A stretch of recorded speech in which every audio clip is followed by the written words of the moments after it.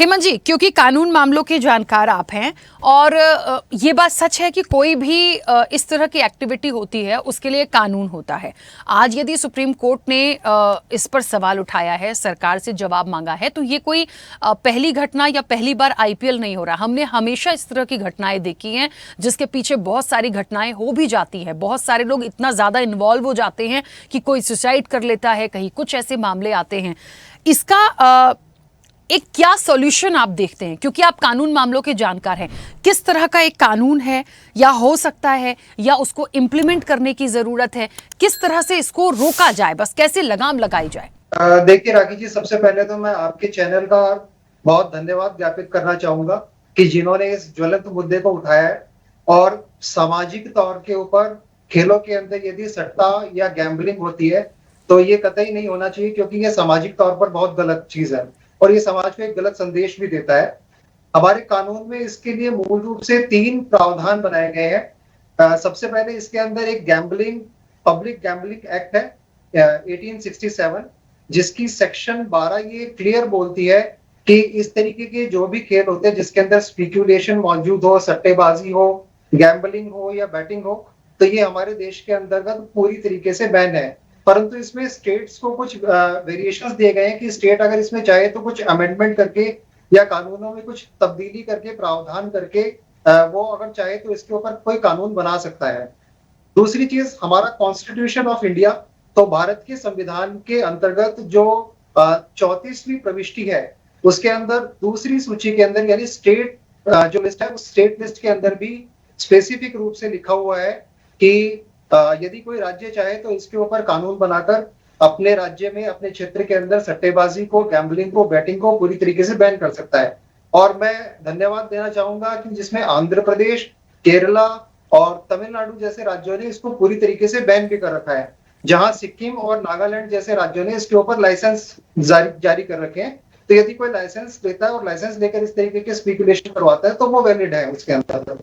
तीसरा जो चीज आती है वो चीज आती है कि इसके अंदर जो हमारा जिसके अंदर एक सजा के प्रावधान है, तो आईटी एक्ट की सेक्शन 69A जो है वो इसके अंदर पूरी तरीके से डिसिप्लिनरी कमेटी को रखती है और पूरी तरीके से इसके ऊपर प्रतिबंध लगाती है कि अब देखिए इसमें जो खेल होते हैं वो 2 तरीके के खेल होते हैं।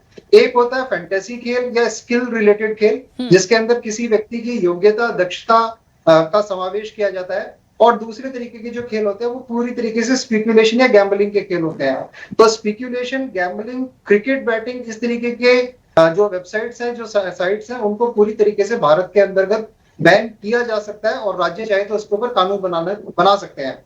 मेरा मानना है कि माननीय सुप्रीम कोर्ट को इसके अंदर इनिशिएट लेना चाहिए और इस तरीके के मामले की सुनवाई के लिए आगे आना चाहिए और सुप्रीम कोर्ट को कॉन्स्टिट्यूशनल बेसिस के ऊपर इसका इंटरप्रिटेशन करके देखना चाहिए। अभी इसके अंदर चूंकि सरकार को नोटिस किया गया और सरकार की तरफ से जवाब आना इसमें बाकी है, तो भी देखना होगा कि सरकार अपने जवाब के अंदर क्या स्पेसिफिक चीजें लिख के लाती है। और ये एक बहुत बड़ी बहस का विषय होगा जो सुप्रीम कोर्ट में हम सबको देखने के लिए मिलेगा। बिल्कुल। उमेश जी, मुझे सुन पा रहे हैं?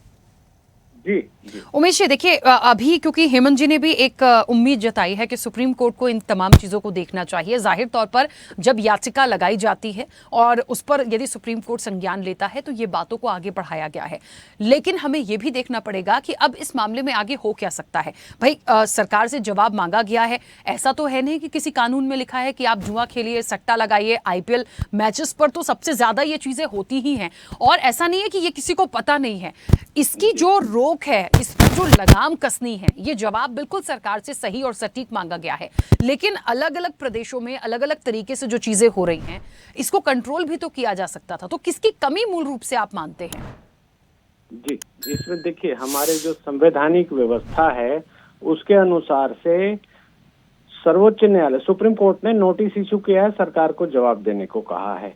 सुप्रीम कोर्ट ने इस चीज का संज्ञान ले लिया, ये बहुत बड़ी बात है।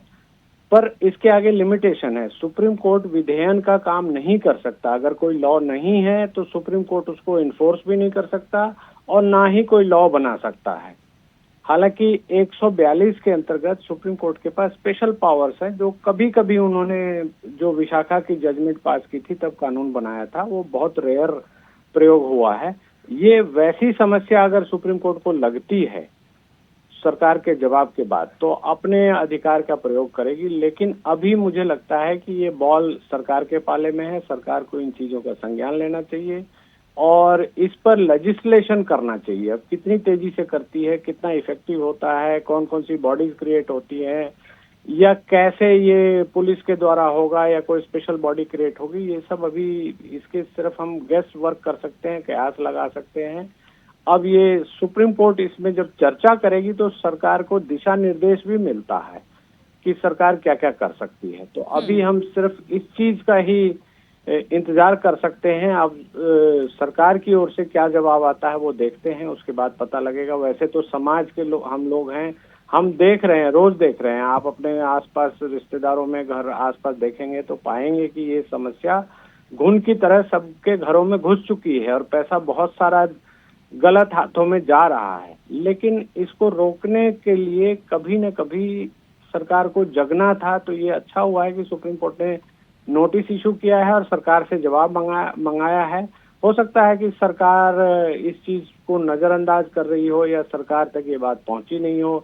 सरकार के यहाँ जो चीजें होती हैं वो आपको पता ही है कि वो जब तक कानून नहीं है सरकार भी आंख मूंद के पड़ी रहती है। सरकार को बाबू लोग चलाते हैं, किसी बाबू के दिमाग में ये आइडिया नहीं आया या किसी मंत्री जी के दिमाग में आइडिया नहीं आया, तो ये चीजें चलती जा रही हैं।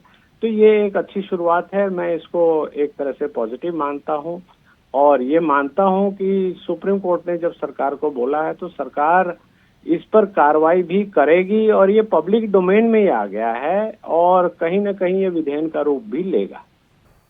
ऐसे ही वीडियोस के लिए लाइक करें, शेयर करें, फॉलो करें। YouTube पर जाकर सब्सक्राइब कर बेल आइकन दबाना ना भूलें और ताजा अपडेट्स के लिए स्वदेशलाइव.com पर जरूर जाएं।